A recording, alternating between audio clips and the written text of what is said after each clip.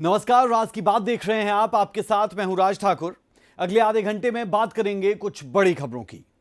सबसे पहले बात करेंगे चंडीगढ़ की, जहां सैकड़ों कांग्रेस कार्यकर्ताओं ने कांग्रेस का हाथ छोड़ बीजेपी का कमल थाम लिया। खबर रहेगी पीपीपी की, यानी परिवार पहचान पत्र की, जिसमें आ रही दिक्कतों का समाधान करने के लिए सरकार ने कुछ बड़े ऐलान किए हैं। आखिर क्या है वो ऐलान, इसे भी आपको बताएंगे। फिर बात करेंगे हरियाणा सरकार की ओर से सरपंचों को लेकर बड़े ऐलान की, जिसे लेकर सरपंचों ने मुख्यमंत्री नायब सैनी का धन्यवाद किया। साथ ही साथ जिक्र होगा उत्तर प्रदेश के हाथरस घटना का, जिसमें अब तक क्या अपडेट है वो भी आपके साथ साझा करेंगे। अब तक क्या कार्रवाई उसमें अमल में लाई गई है वो भी आपको बताएंगे। फिर बात होगी T20 वर्ल्ड चैंपियन यानी टीम इंडिया की। वतन लौटने पर भारतीय क्रिकेट टीम का किस तरीके से स्वागत हुआ और पीएम से लेकर मुंबई में किस तरीके की परेड की गई, इन तमाम बातों का भी जिक्र होगा।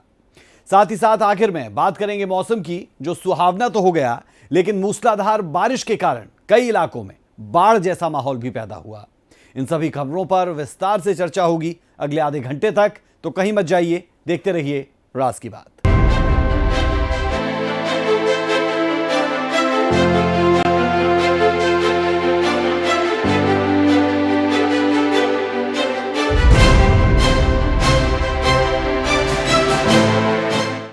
हरियाणा में विधानसभा चुनाव होने में महज कुछ महीने शेष है।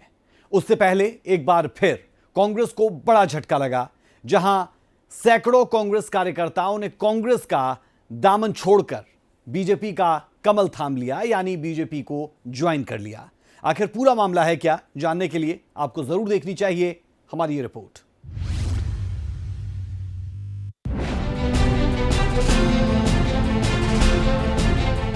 आगामी विधानसभा चुनाव से पहले कांग्रेस को एक बार फिर बड़ा झटका लगा है, जहां एकमुश्त कांग्रेस कार्यकर्ताओं ने किरण चौधरी और श्रुति चौधरी के नेतृत्व में बीजेपी का दामन थामा, जिनका मुख्यमंत्री नायब सैनी ने पट्टा पहनाकर स्वागत किया। मुख्यमंत्री नायब सैनी ने मंच को संबोधित करते हुए चौधरी बंसीलाल का जिक्र किया और उनके नेतृत्व में हरियाणा के विकास की बात कही। इसके साथ ही उन्होंने कांग्रेस पर भी हमला बोला और सद्बुद्धि देने की बात कही। कि हमारा हरियाणा कैसे आगे बढ़े, वो दिन रात इस बात को लेकर के काम करते रहते थे।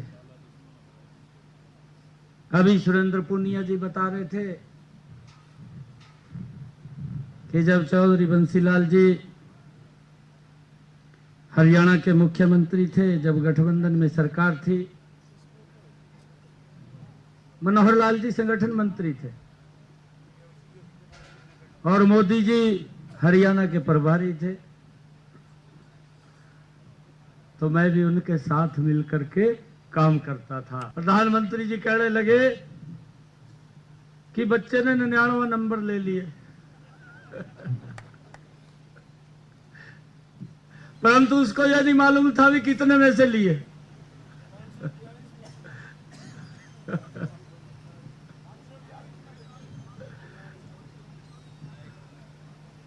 आज भी बचपने जैसी वो बातें करता है। मैं तो ये कहूंगा भूपेंद्र सिंह हुड्डा साहब को कि वो उन्नु ज्ञानवर्धन किताब दे ले, जिससे उसको कुछ बुद्धि आ जाए।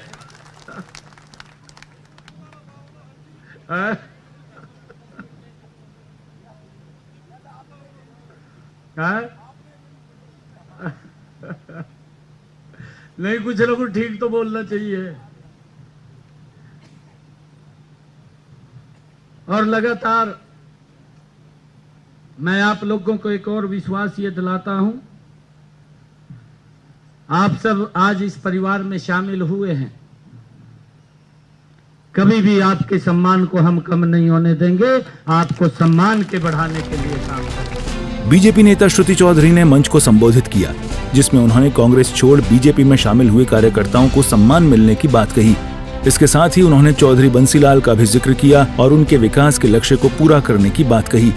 आज हमारे सामने कोई नया रास्ता नहीं है, ये लक्ष्य वही है। जैसे अभी कह रहे थे कि जैसे कभी चौधरी बंसीलाल ने सामान्य विकास हर वर्ग का विकास तमाम क्षेत्र में किया। किरण चौधरी ने तमाम समर्थकों का धन्यवाद करते हुए कांग्रेस पर जमकर हमला बोला और झूठ बोलने का आरोप लगाया। इसके साथ ही उन्होंने मुख्यमंत्री नायब सैनी की तारीफ भी की। आपने देखा चंद ही दिन हुए हैं इनको मुख्यमंत्री बने हुए, लेकिन मैं हैरान हूं जिस तरह से फैसले लिए जा रहे हैं। सरपंचों के लिए मौज करवा दी, सारे के सारे वो मेरे बार बार बोला करते थे कुलदीप और ये सारे के सारे, कित बैठे हो भाई सारे सरपंच, हाथ खड़े कर दो, ये सारे बैठे हैं, उड़े भी वो बैठे सारे, ये सारे सरपंच हैं जी, सारे रोंदे आते थे। ये बताओ भाई मौज करवा दी नहीं करवा दी सीएम साहब ने कि इतनी सरकार इतनी लाएंगे, सीटें इतनी लाएंगे। याद रखियो ये तो खुद ही भाई कभी नीचे नीचे हाथ मिलाए खड़े हैं, बेरा है ना तुमने, सबने बेरा है नहीं बेरा, तो जब जो ऐसा काम करे भाई तुमने बेरा कभी वो अपनी सरकार ने आन दे रखे, कौन ही आन दे भाई, तुम बहुत समझदार लोग हो, ये बिन्ने जो है आईना दिखाना है। गौरतलब है कि बीजेपी ने सदस्यता जानने के लिए एक नंबर भी जारी किया है, जिसमें पूरा विवरण डालने के बाद आप बीजेपी की सदस्यता ग्रहण कर सकते हैं। खैर बात जो भी हो, लेकिन जिस प्रकार कांग्रेस के कई कार्यकर्ता बीजेपी में शामिल हो रहे हैं, उससे आने वाले समय में कांग्रेस को बड़ा झटका लग सकता है। सूर्य समाचार के लिए चंडीगढ़ से रवि चंदेल की रिपोर्ट।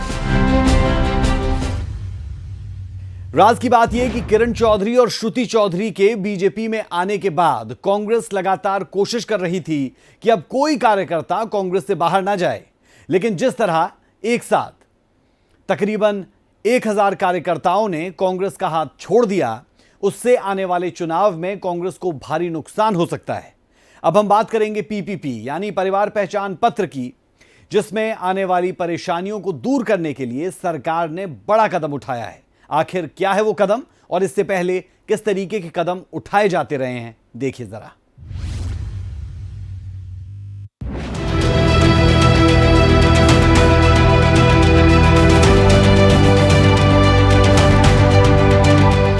हरियाणा में परिवार पहचान पत्र यानी पीपीपी कार्ड को लेकर बड़ी खुशखबरी सामने आई है, जहां अब हरियाणा सरकार ने परिवार पहचान पत्र में कमियों को पूरा करने के लिए शहरी और ग्रामीण इलाकों में कैंप लगाने का निर्देश जारी किया है, जिसका मौके पर ही समाधान होगा। हरियाणा में सरकारी आदेशों के मुताबिक 11 जुलाई से 15 जुलाई तक परिवार पहचान पत्र की त्रुटियां ठीक करने के लिए कैंप लगाए जाएंगे। परिवार पहचान पत्र के लिए लगने वाले शिविर को लेकर राज्यसभा सांसद सुभाष बराला का बयान सामने आया है। उन्होंने कहा कि परिवार पहचान पत्र हरियाणा के लोगों के लिए काफी लाभदायक है। शुरुआत में इस योजना में कुछ दिक्कतें आई थी, जिसे दूर किया जा रहा है। और हमारी सरकार ने ये परिवार पहचान पत्र की जो व्यवस्था बनाई थी, ये हरियाणा की जनता की भलाई के लिए उसको जो सरकारी योजनाओं के साथ कहीं न कहीं किसी न किसी रूप में जुड़ना होता है, उसकी सुविधा के लिए की थी। और मैं समझता हूँ कि बड़े पैमाने पर हरियाणा के आम नागरिक को इसका लाभ मिला है। हाँ, ये जरूर एक बात है, कहीं न कहीं त्रुटियां रही उसमें, उसके बहुत सारे कारण होते हैं, क्लरिकल मिस्टेक से लेकर के और बहुत सारी चीजें उसके अंदर आती हैं, लेकिन सरकार ने समय समय पर आम जन को मौका दिया। इस दौरान सुभाष बराला ने कांग्रेस पर भी निशाना साधा और कांग्रेस पर जानबूझकर परिवार पहचान पत्र का विरोध करने का आरोप लगाया। अब हम आपको बताते हैं कि परिवार पहचान पत्र होता क्या है। कांग्रेस पार्टी के जो आरोप हैं, कांग्रेस पार्टी तो हर उस व्यवस्था का विरोध करती है जिसके कारण से पिक एंड चूज करके इन लोगों ने अपने परिवार के लोगों को लाभ दिए, अपने निजी लोगों को इन्होंने लाभ पहुंचाया। ऐसी हर योजना कांग्रेस पार्टी को बड़ी खराब लगती है। ऐसी हर योजना कांग्रेस पार्टी को खराब लगती है जो जनता के हितों के और सरकारी व्यवस्था के बीच में जो कोई रोड़ा बनती थी, और भारतीय जनता पार्टी ने उसको हटाया है। यानी कि जनता के लिए जो सुविधा हमने दी है, हर उस व्यवस्था वो कांग्रेस पार्टी के नेताओं को खराब लगती है। लेकिन मैं एक बात कहता हूं कि जनता सब देख रही है, जनता हर चीज को बारीकी से देख रही है कि कांग्रेस पार्टी किन किन बातों के ऊपर सवाल उठा रही है। वो जनता ये देख रही है कि भारतीय जनता पार्टी ने पारदर्शी तरीके से नौकरियां दी, कांग्रेस उसके ऊपर सवाल उठा रही है। परिवार पहचान पत्र का प्राथमिक उद्देश्य हरियाणा में सभी परिवारों का प्रामाणिक, सत्यापित और विश्वसनीय डेटा तैयार करना है। पीपीपी हरियाणा में प्रत्येक परिवार की पहचान करता है और परिवार के बुनियादी डेटा को डिजिटल प्रारूप में परिवार की सहमति से प्रदान करता है। प्रत्येक परिवार को 8 अंकों का परिवार आईडी दिया जाएगा। फैमिली डेटा के ऑटोमेटिक अपडेशन को सुनिश्चित करने के लिए फैमिली आईडी को बर्थ, डेथ और मैरिज रिकॉर्ड से जोड़ा जाएगा जब भी इस तरह की लाइफ इवेंट्स होते हैं। अब हम बात करेंगे परिवार पहचान पत्र कार्ड से मिलने वाले फायदे की। इस कार्ड के जरिए पूरे परिवार की जानकारी इकट्ठी हो सकती है। परिवार के सदस्य की उम्र कितनी है, किसकी कितनी योग्यता है, परिवार की वार्षिक आय कितनी है, इसकी जानकारी जमा होती है। आपके परिवार पहचान पत्र से अधिकारी लाभार्थियों की पहचान कर सकेंगे। प्रदेश में बुजुर्ग पेंशन और दूसरी पेंशन का लाभ फैमिली आई कार्ड के जरिए ही मिल सकेगा। परिवार की किसी भी जानकारी में बदलाव या गलती में सुधार किसी संस्था में न जाकर घर बैठे ऑनलाइन कर सकते हैं। इसके जरिए आप एक दस्तावेज में पूरी जानकारी ले सकेंगे। गौरतलब है कि साल 2014 में हरियाणा के तत्कालीन मुख्यमंत्री मनोहर लाल ने समग्र विकास के संकल्प को पूरा करने के लिए निरंतर कल्याणकारी योजनाएं चलाई थीं। इसी दिशा में आगे बढ़ते हुए सरकार ने अपने विजन के अनुरूप एक ऐसा दस्तावेज बनाने की पहल शुरू की जिसमें अंत्योदय परिवारों का लाभ सुनिश्चित हो सके। इसी उद्देश्य से राज्य सरकार ने परिवार पहचान पत्र जैसी महत्वाकांक्षी योजना की शुरुआत की, जिसके जरिए लोग ऑनलाइन माध्यम से घर बैठे ही सरकारी योजनाओं और सेवाओं का लाभ उठा सकें। सूर्य समाचार के लिए दिल्ली से विनय सिंह की रिपोर्ट। अब बात करेंगे उत्तर प्रदेश के हाथरस की, जहां पुलिस लगातार कार्रवाई कर रही है। वहीं सरकार ने भी इस घटना की जांच के लिए कमेटी का गठन कर दिया है जो इस मामले की जांच करे।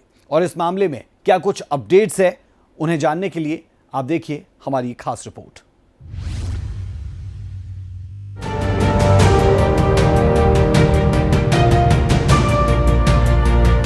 उत्तर प्रदेश के हाथरस में सत्संग के बाद मची भगदड़ में मौतों का आंकड़ा बढ़कर 123 हो गया है। इनमें 113 महिलाएं, 7 बच्चे और 3 पुरुष हैं। हादसे के 48 घंटे बाद भी पुलिस नारायण साकार हरि उर्फ भोले बाबा तक नहीं पहुंच सकी, जो अभी भी पुलिस की पहुंच से बाहर है। वहीं खबरों की माने तो पुलिस ने इस मामले में कई लोगों को गिरफ्तार किया है, जिससे पूछताछ की जा रही है।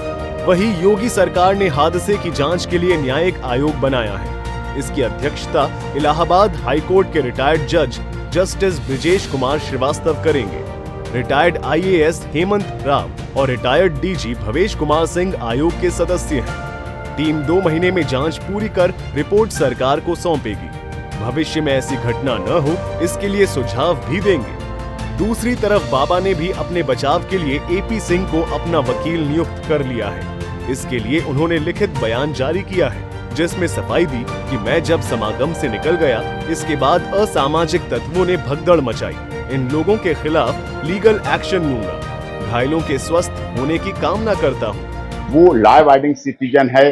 पुलिस के अनुसार जैसा पुलिस कह रही वैसा कर रहे हैं। सामने आने की बात मैं आया हूं, उनका मैसेज दिया है, उन्होंने अपना लिखित संदेश दिया है। बिल्कुल इन्वेस्टिगेशन एजेंसी जो भी है, बिल्कुल सदैव वो आज नहीं, कल नहीं, परसों नहीं, वो कभी भेष नहीं बदलेंगे, कहीं भागेंगे नहीं, कभी आपको बॉर्डर पर नहीं मिलेंगे। इसी देश में, इसी उत्तर प्रदेश में हैं और पूरी जांच में जब भी कभी बुलाया जाएगा भाग लेंगे। हमें SIT की जांच एजेंसी पर भरोसा है। बिल्कुल नहीं। सेवादार कौन है, मरने वाले कौन हैं? कहीं बाहर का नहीं, किसी ने धक्के नहीं मारे, आज तक कभी धक्के नहीं मारे। एंटी सोशल एलिमेंट्स हैं जिन्होंने ऐसी घटना को अंजाम दिया। कौन अपनी बहनों को, कौन अपनी माताओं को, कौन अपनी पत्नी को, कौन अपने बच्चों को धक्का दे देगा? सेवादार भी उनके हैं, मरने वाले भी उनके हैं, लेकिन मारने वाले कौन थे ये पता करना है। कोई कमांडो नहीं है, कोई उनकी सुरक्षा की बात नहीं। वो अलग रास्ता होता है, उससे आते हैं, पीछे से मंच पर चढ़ते हैं और वहां से उतरकर अपना उद्बोधन करने के बाद चले जाते हैं वहां से। ये तो आपको पता है ना, पैरों को छूने की कोई प्रचलन वहां नहीं है, कोई प्रसाद नहीं है, कोई चढ़ावा नहीं है, कोई डोनेशन नहीं है। CM योगी ने बुधवार को प्रेस कॉन्फ्रेंस कर इस हादसे को लेकर सेवादारों को जिम्मेदार ठहराया है, जिसमें उन्होंने कहा कि यह हादसा साजिश जैसा है।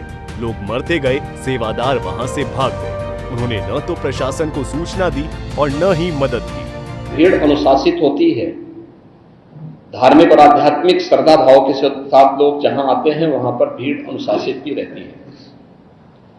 लेकिन जब वही कार्यक्रम निहित स्वार्थी तत्वों के हाथों का खिलौना बन जाता है तो वह अनुशासनहीनता का नजारा वहां पर भी देखने को मिलता है और इसका शिकार अंततः वह निर्दोष व्यक्ति होता है जो धार्मिक श्रद्धा के साथ उस आयोजन में भागीदार बनता है, क्योंकि उसको तो साजिश के बारे में पता नहीं होता है और वह अपनी उस श्रद्धा भाव के साथ आता है, लेकिन साजिश करने वाले लोग अपनी साजिश करके फिर वहां से चुपचाप खिसकने का प्रयास भी करते हैं।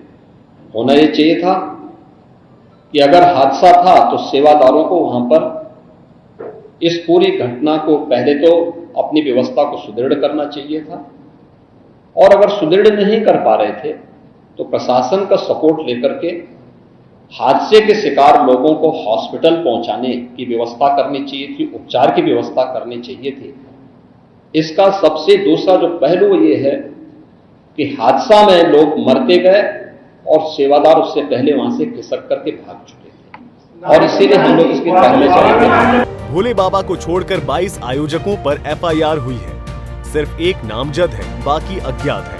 भोले बाबा हर महीने पहले मंगलवार को सत्संग करता है, जिसमें यूपी, राजस्थान, हरियाणा, दिल्ली, उत्तराखंड और पंजाब से लोग आते हैं। ऐसा ही आयोजन हाथरस में था, जिसमें करीब 1 लाख से ज्यादा अनुयायी पहुंचे थे। गौरतलब है कि हाथरस में भगदड़ के मामले में सुप्रीम कोर्ट और इलाहाबाद हाई कोर्ट में जनहित याचिकाएं दाखिल की गई हैं। सुप्रीम कोर्ट में दाखिल याचिका में इस सर्वोच्च न्यायालय के रिटायर्ड जस्टिस की निगरानी में 5 सदस्यों की एक्सपर्ट कमेटी से जांच की मांग की गई है। साथ ही यूपी सरकार को निर्देश देने की मांग है कि वे घटना की स्टेटस रिपोर्ट दें और जिम्मेदार अफसरों पर एक्शन लें। वहीं इलाहाबाद हाईकोर्ट में दायर जनहित याचिका में CBI जांच और प्रमुख अफसरों के सस्पेंशन की मांग की गई है। अब देखना यह है कि इस मामले में कोर्ट की ओर से कौन सा फैसला आता है। वहीं न्यायिक जांच में क्या कुछ सामने आता है, ये भी देखने वाली बात होगी। ब्यूरो रिपोर्ट, सूर्या समाचार।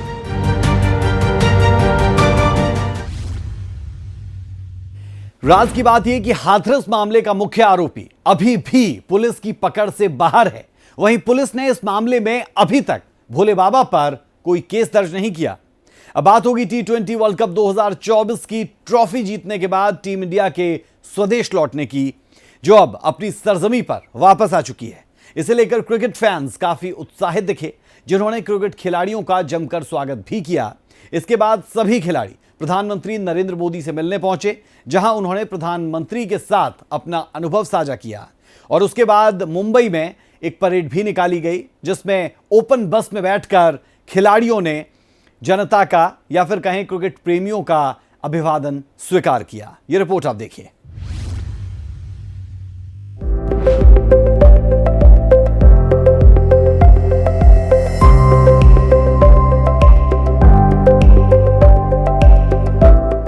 आखिरकार वो पल आ ही गया जिसका हर क्रिकेट प्रेमी को इंतजार था। T20 वर्ल्ड कप 2024 की ट्रॉफी को अपने नाम करने के बाद भारतीय क्रिकेट टीम स्वदेश वापस लौट आई। टीम इंडिया के सभी खिलाड़ी बारबाडोस से एयर इंडिया की स्पेशल फ्लाइट से सीधे दिल्ली पहुंचने के बाद होटल के लिए रवाना हुए, जिसके बाद टीम सुबह प्रधानमंत्री नरेंद्र मोदी से मुलाकात करने PM आवास पहुंची। इन तस्वीरों में आप देख सकते हैं कि रोहित शर्मा की ट्रॉफी के साथ एंट्री होती है। इसके बाद बाकी खिलाड़ी और सपोर्ट स्टाफ भी अंदर पहुंचते हैं। इनमें राहुल द्रविड़, विराट कोहली, ऋषभ पंत जैसे खिलाड़ी शामिल थे। इसके बाद प्रधानमंत्री नरेंद्र मोदी की एंट्री होती है। T20 विश्व कप ट्रॉफी को एक कैबिनेट पर रखा हुआ दिखाया जाता है। इसके बाद पूरी टीम प्रधानमंत्री मोदी के साथ तस्वीर खिंचवाती है। रोहित और द्रविड़ प्रधानमंत्री को ट्रॉफी सौंपते हैं। पीछे जय शाह और BCCI अध्यक्ष रोजर बिन्नी नजर आते हैं। इसके बाद भारतीय खिलाड़ियों को एक मीटिंग हॉल में बिठाया जाता है। प्रधानमंत्री खुद बीच में बैठे दिखाई पड़ते हैं और खिलाड़ियों से बातचीत करते हैं। इस दौरान खिलाड़ी और प्रधानमंत्री मोदी हंसी ठहाके लगाते नजर आते हैं। प्रधानमंत्री मोदी यजुवेंद्र चहल की ओर कुछ इशारा भी करते हैं। इस पर रोहित शर्मा, विराट कोहली समेत सभी खिलाड़ी खूब जोर से हंसते हैं। प्रधानमंत्री भी खूब जोर से हंसते दिखाई पड़े। फिर एक एक करके सभी खिलाड़ी अपना अनुभव और अपनी यात्रा को प्रधानमंत्री मोदी से साझा करते दिखाई पड़े। पूर्व हेड कोच द्रविड़ भी प्रधानमंत्री के सामने अपनी बात रखते दिखाई पड़े। हार्दिक पांड्या, जसप्रीत बुमराह भी प्रधानमंत्री से बातचीत करते दिखे। काबिले गौर है कि T20 वर्ल्ड कप 2024 का फाइनल मुकाबला 29 जून को भारत और दक्षिण अफ्रीका के बीच बारबाडोस में खेला गया था। यहां टीम इंडिया टॉस जीतकर पहले बल्लेबाजी करते हुए 7 विकेट के नुकसान पर 176 रन बनाने में कामयाब हुई थी। भारतीय क्रिकेट टीम ने प्रधानमंत्री आवास पर प्रधानमंत्री से एक मुलाकात की और उसके बाद आप देख सकते हैं कि ये मुलाकात के बाद प्रधानमंत्री आवास से खिलाड़ियों की बस निकल रही है। भारतीय क्रिकेट टीम T20 में विश्व कप जीत कर आई है और उसके बाद प्रधानमंत्री से मुलाकात के बाद भारतीय क्रिकेट टीम इस बस में निकली है। और समय समय पर इससे पहले भी कई बार देखा गया है कि खिलाड़ियों का उत्साह बढ़ाने के लिए प्रधानमंत्री अमूमन इस तरह की मुलाकात खिलाड़ियों के साथ करते हैं। और अब भी चूंकि इससे पहले साल 2023 में जब भारत वर्ल्ड कप हारा था तब खुद प्रधानमंत्री ने खिलाड़ियों के पास जाकर उनका उत्साह बढ़ाया था। और अब जब T20 वर्ल्ड कप भारत जीत कर आया है उसके बाद आप देख सकते हैं कि जो टीम है वो निकली है प्रधानमंत्री आवास से। तमाम खिलाड़ी जो है वो इस बस में मौजूद हैं। जब से भारतीय क्रिकेट टीम भारत आई है तब से उनका स्वागत हो रहा है।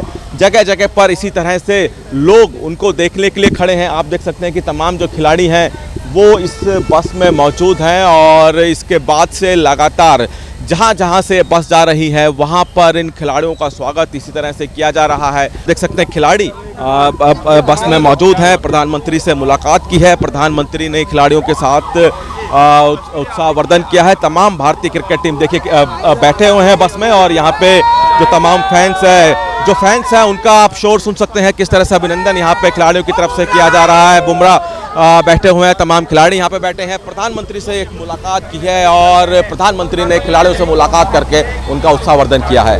कैमरामैन प्रियदर्शन के साथ दिल्ली से सूर्य समाचार के लिए विनय सिंह। राज की बात यह कि बारबाडोस में T20 वर्ल्ड कप जीतने के बाद टीम इंडिया वहां आए चक्रवात के कारण फंस गई थी, जिसे लेकर BCCI ने स्पेशल फ्लाइट को बारबाडोस भेजा, जिसके जरिए टीम इंडिया को वापस लाया गया। अब बात होगी मौसम की, जिसकी करवट लेने से देश के कई हिस्सों में मूसलाधार बारिश हुई, जिससे कई इलाकों में सड़कें जलमग्न हो गई। लोगों को आने जाने में परेशानियों का सामना करना पड़ा और कई स्टेट्स में कई रास्ते बंद होते हुए नजर आए। खासतौर पर हिमाचल प्रदेश में 100 से ज्यादा रास्ते बंद बताए गए।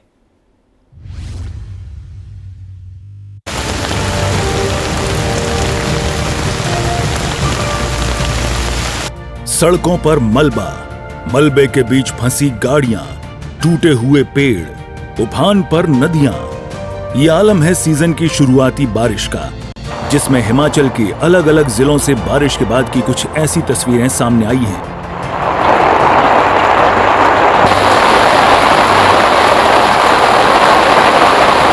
जिनसे स्थानीय लोगों को मुसीबतों का सामना करना पड़ रहा है। शिमला में मंडी बिलासपुर हाईवे पर गुरुवार सुबह हुई बारिश के बाद मलबा देखने को मिला, जिसकी वजह से मंडी की ओर जाने वाला यातायात प्रभावित हुआ।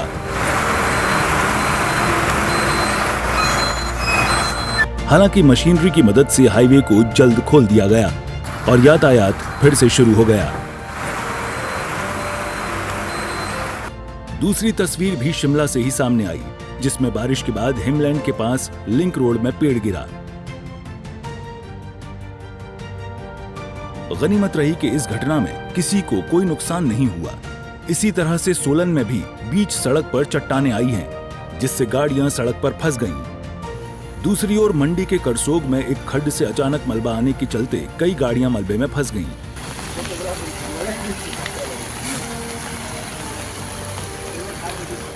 रात के समय से खड़ी इन बसों के आसपास बारिश के बाद फ्लैश फ्लड आया, जिसमें ये सरकारी और कुछ निजी बसें भी फंस गईं। हिमाचल की मौजूदा स्थिति और नुकसान का ब्यौरा प्रदेश सरकार के अतिरिक्त मुख्य सचिव ओमकार शर्मा ने दिया।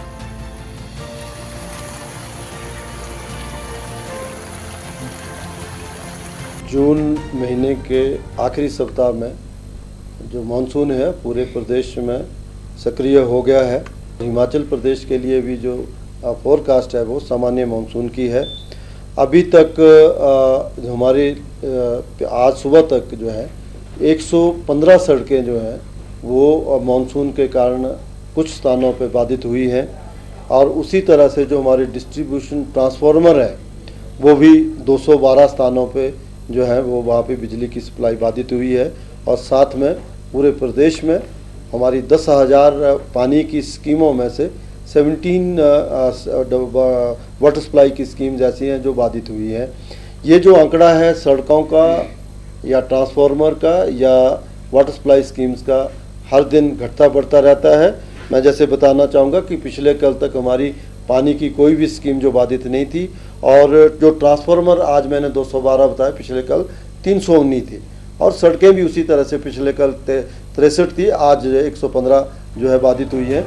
ये आंकड़ा अभी शुरुआती दौर की बारिशों का है, जिसमें सब कुछ ठीक लग रहा है।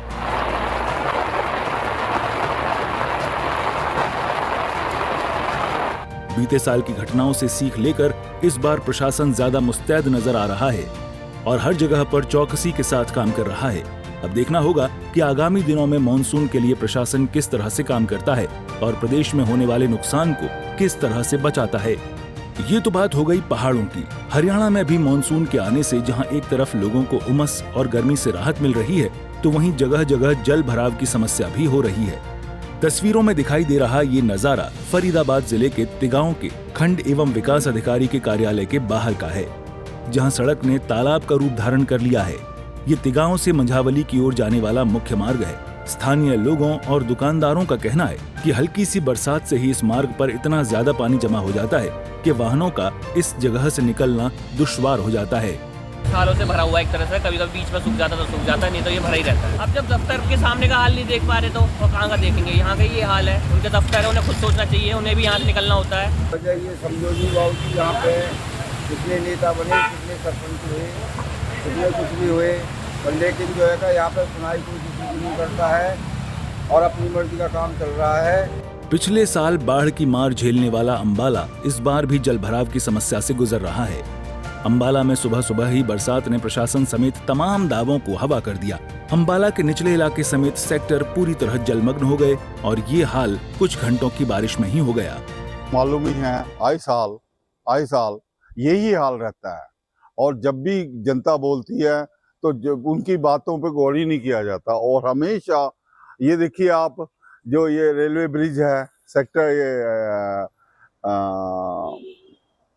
इंको वाला, वो इतने अंबाला कैंट, अंबाला शहर, सबके लिए, हमारे लिए तो एक जीवन रेखा है। ये वही बंद हो जाती है जी। आने जाने की प्रॉब्लम, बच्चों को स्कूल जाने की प्रॉब्लम है जी, और सारे सेक्टर में पानी पानी हो रहा है, कोई पूछने वाला नहीं है। सीवरेज भी नहीं फेल है, सीवरेज का कोई काम नहीं हुआ, सड़कों पे पानी पानी फिर रहा है।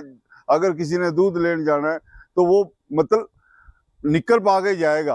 अंबाला में इस बार हो रहा है जो टेंडर नालों की सफाई को लेकर के नहीं लगाया गया। हमारे मेयर साहिबान और हमारे राज्यसभा सांसद और हमारे मंत्री जी नए नए बने हैं, एमएलए साहब, कहाँ है वो? उनको दिखाओ ये ला करके कि भी आए वो पानी में दोबारा निकले, देखें कि अभी तो मानसून की शुरुआत है, अभी मानसून आया नहीं है, अभी बड़ा झटका आना बाकी है। मेरी फिर विनती है, जो भी दिन मिलते हैं, अगर एक दिन 2 दिन, तो नालों की सफाई किसी भी लेवल पर जाकर के दोबारा करवा दी जाए। देखिए अधिकारी क्या करेंगे, अधिकारी तो काम करना चाहते हैं लेकिन ये काम करवाना नहीं चाहते। अब अधिकारियों के पास जितनी मशीनरी होगी उसी से काम करवाएंगे ना। जो कर्मचारी हैं हमारे निगम के, वो उनकी संख्या कितनी है, उन पर तो अतिरिक्त बोझ डाल दिया है। अब काम करवाने के लिए इनको एक टेंडर लगाना था जिससे हमें कर्मचारी मिलते नालों की सफाई के लिए, वो तो है ही नहीं, सफाई किससे करवाएं। वहीं चंडीगढ़ में मौसम विभाग ने बारिश के लिए अगले 3 दिनों तक येलो अलर्ट जारी किया है। मौसम विभाग के अनुसार 7 जुलाई तक चंडीगढ़ में बारिश होगी और पूरे दिन बादल छाए रहेंगे। इससे तापमान में भी गिरावट आई है। सूर्या समाचार के लिए शिमला से अरुण उनियाल, सोलन से विशाल, मंडी से कोमल, फरीदाबाद से दीपक और अंबाला से नरेश की रिपोर्ट।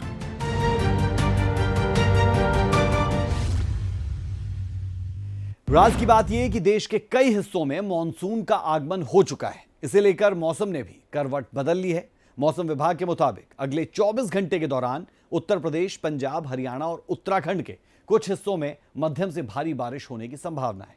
इसे लेकर मौसम विभाग ने रेड अलर्ट जारी किया है। वहीं देश के कुछ हिस्सों में हल्की फुल्की बारिश होने के साथ बिजली गरजने की संभावना है। इसे लेकर भी विभाग ने अलर्ट जारी किया और लोगों से सावधानी बरतने की अपील भी की। फिलहाल के लिए इतना ही। हमारा विशेष कार्यक्रम राज की बात में फिर होगी मुलाकात। खबरों का सिलसिला सूर्या समाचार पर बदस्तूर जारी है। नमस्कार।